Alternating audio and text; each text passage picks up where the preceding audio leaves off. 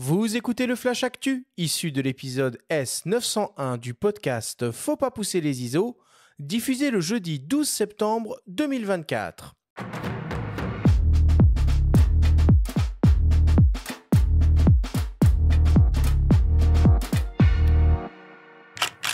Cette semaine, dans le Flash Actu, retour sur les grandes annonces de l'intersaison. Sigma dévoile un 28-105 mm f2.8 constant et Nikon annonce un nouveau 50 mm f1.4.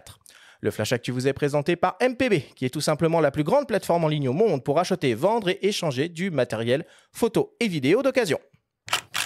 L'été 2024 a été très agité côté nouveautés photo et vidéo. Et on commence par Canon, qui a profité des Jeux Olympiques pour annoncer deux nouveaux boîtiers très attendus, l'EOS R1 et l'EOS R5 Mark II. Le R1, nouveau vaisseau amiral de la marque, est donc un boîtier monobloc professionnel aux caractéristiques XXL. Un capteur stabilisé full frame rétro-éclairé et empilé de 24 millions de pixels, associé à un nouveau processeur Digic Accelerator combiné à un Digic X. Grâce à lui, l'autofocus qui est pilotable par l'œil passe à une dimension nouvelle grâce à l'intelligence artificielle pour la détection, la reconnaissance et le suivi du sujet, en particulier sur des scènes d'action et de sport.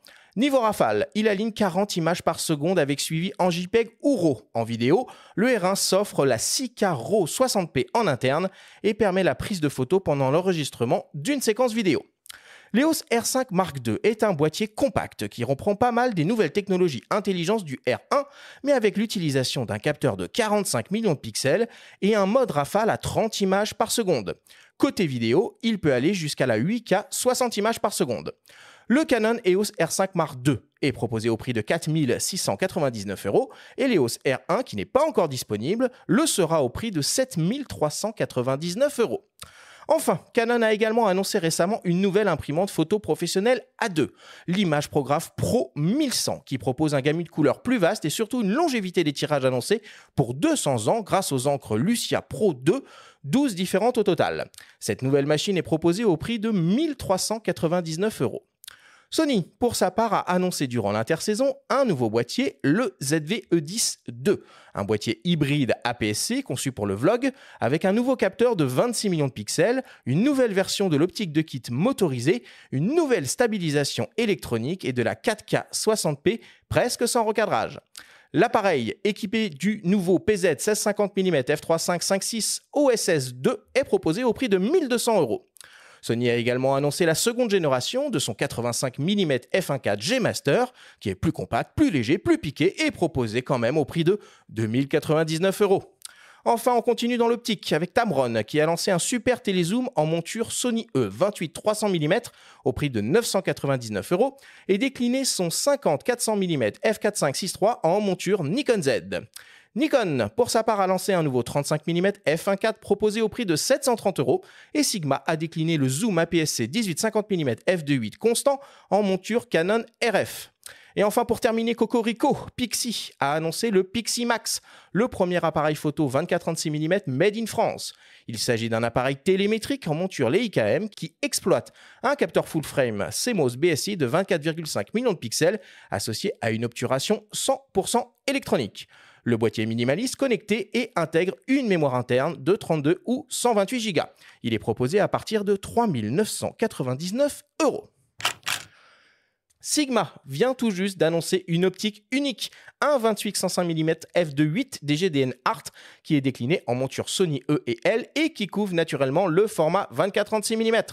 Ce nouveau zoom polyvalent est une première dans le sens où on était plus habitué à des 24-105 mm f4 constants. Il est parfait pour couvrir des usages comme le paysage, même à partir du 28 mm, le reportage ou encore le portrait, grâce à des effets de bokeh marqués à la pleine ouverture f2.8 et au diaphragme circulaire à 12 lamelles. On retrouve une formule optique composée de 18 lentilles réparties en 13 groupes, avec 2 éléments FLD, 1 élément SLD et 5 éléments asphériques.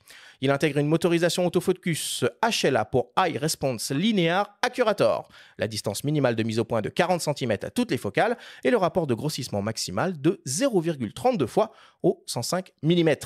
L'objectif est protégé contre l'humidité et la poussière. Il intègre une bague de diaphragme, cranté au continu, un interrupteur pour basculer en mise au point manuel, un verrou pour éviter le déploiement de l'optique pendant le transport et 2 boutons personnalisables à Eiffel. Il est assez imposant, avec une longueur d'environ 16 cm repliée, un diamètre de près de 9 cm et un poids avoisinant le kilogramme. Le Sigma 28-105 mm f2.8 DGDN Art sera disponible à la fin du mois et proposé au prix de 1 649 €. Et pour finir, Nikon vient d'annoncer une nouvelle focale fixe full frame ultra lumineuse, un 50 mm f1.4, qui suit donc le 35 mm également proposé en f1.4, annoncé avant l'été. Au programme, 10 lentilles réparties en 7 groupes avec une lentille asphérique, un diaphragme circulaire à 9 lamelles, une conception à mise au point interne sans focus breathing, associée à une motorisation autofocus, précise, rapide et silencieuse. L'objectif est compact avec moins de 9 cm de long et léger avec 420 grammes sur la balance. Il est protégé contre les intempéries et dispose de 2 bagues de réglage, une pour la mise au point manuelle, l'autre programmable. Le nouveau Nikkor Z 50 mm f1.4 sera disponible à la fin du mois et proposé au prix de 559 €. A noter que Nikon dispose d'autres 50 mm à son catalogue, un modèle en gamme S f1.8 proposé aux alentours des 700 €, un modèle en gamme S f1.2 proposé aux alentours des 2600 € et un modèle f2.8 macro proposé aux alentours des 760 €.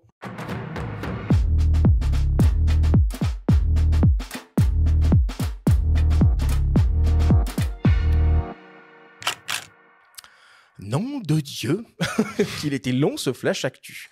Ah bah c'est notre faute, faut pas faire de pause aussi. Bon, il s'est passé quand même énormément de choses. On va revenir quand même un petit peu là sur les annonces Canon qui ont eu lieu juste après la fin de la saison 8. Moi, quand j'ai vu arriver les 2 fiches techniques, je me suis dit mais il est quand même super bien ce R5 Mark II et c'est tout pour le R1 ?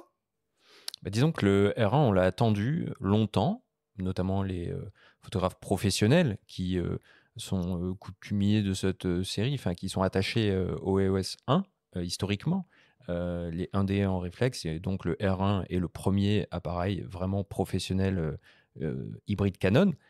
Et il est vrai que finalement, celui qui recueille un peu tous les suffrages et fait l'unanimité, c'est le R5 Mark II qui a de vraies innovations, disons qu'une vraie rupture par rapport au précédent modèle. Et le R1 déçoit un petit peu parce qu'il est peut-être trop proche du R3 qui était déjà disponible. Je ne sais pas ce que tu en penses toi, Damien, mais nous, l'impression à chaud qu'on a eue lors de la présentation à Munich, c'est que bien qu'il soit en apparence très performant, c'était une version de pré-série sur des sujets en mouvement, des basketteurs en l'occurrence, etc. Il n'y avait pas ce wow qu'on espérait peut-être.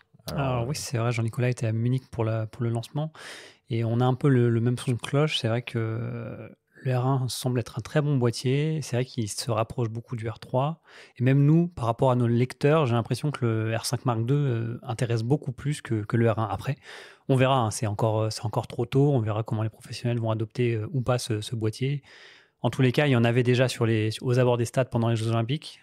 Canon avait bien mis le paquet avec le R5 II et le R1. Donc, on n'a pas regardé encore les premières images qui sont sorties avec ce boîtier. Ça reste un excellent boîtier. Oui, tout à fait. Après, il ne faut pas oublier une chose aussi, c'est que la plupart, nous, on est un peu des geeks, on suit l'actualité de près. Les photographes pros sont des gens assez conservateurs pour la plupart parce qu'ils aiment bien retrouver... ils n'aiment pas trop le changement. Ils sont rationnels aussi. Ils sont rationnels. Hein. Oui, tout à fait. Donc, qu'il n'y ait pas trop de définition, c'est logique aussi pour le transfert des images, etc. C'est pas tant sur ce plan-là, mais on pouvait peut-être attendre un capteur un peu plus innovant encore, des technologies de rupture. Quand on voit que Nikon a enlevé l'obturateur, on y reviendra d'ailleurs dans l'émission, parce que ça, c'est aussi presque un acte écologique. Bon, il y a peut-être une déception de ce côté. Mais parlons du R5 Mark II, on en parlera plus tard dans les guides d'achat plus en longueur, et surtout de cette fonction assez incroyable qui est la détection, enfin le pilotage de l'autofocus par l'œil, qui n'a rien de nouveau puisque c'était sur le R3 et même sur l'EOS 5 argentique, donc vraiment rien de nouveau, mais que perso j'ai trouvé très séduisante et je suis ravi qu'ils aient mis ça sur un boîtier comme le R5 II. On ne l'attendait pas forcément sur ce type d'appareil et ça en fait un appareil ultra polyvalent en photo comme en vidéo. Claire, tu fais un peu de photos ? Alors, pas du tout. D'accord. Donc bienvenue dans notre terrorisé de tout ce qu'on vient de raconter. Ah non, je suis pas terrorisée, je comprends rien. C'est normal.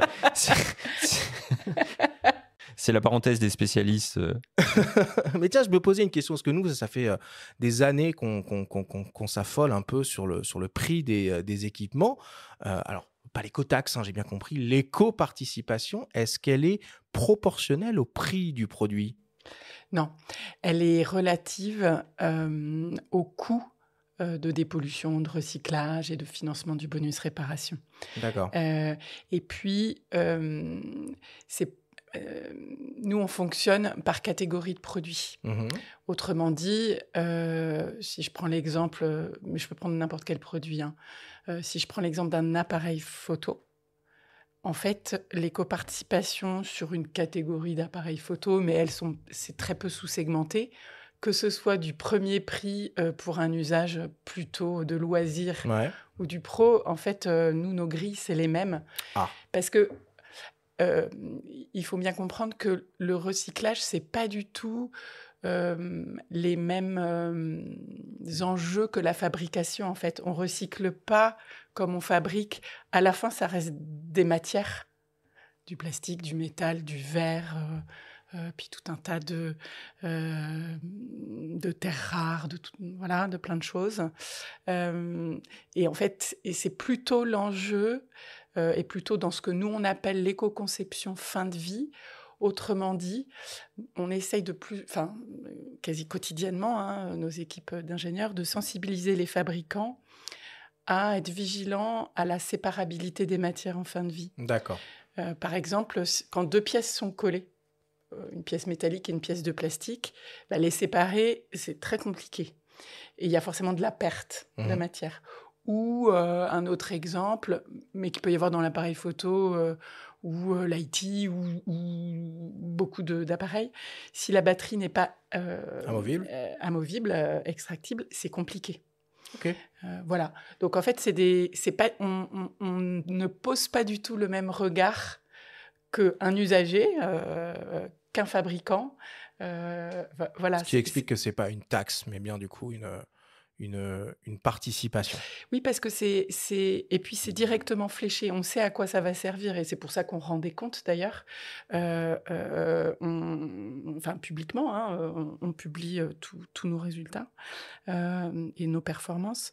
L'enjeu, c'est bien que chaque euro de l'éco-participation serve à la filière, rien d'autre. Ok, ça marche. Alors, parmi les autres actualités que je n'ai pas évoquées dans ce Flash Actu, très rapidement, je vous promets, j'évoque toujours dans la catégorie des prix complètement délirants. Un nouveau zoom chez Leica, le Vario Elmarit SL 70-200 mm f2.8 ASPH pour la modique somme de 3 215 €. Et autre chose que j'ai vu passer cet été qui, moi, m'a bien plu, même si... Bon, l'intérêt semble être contestable.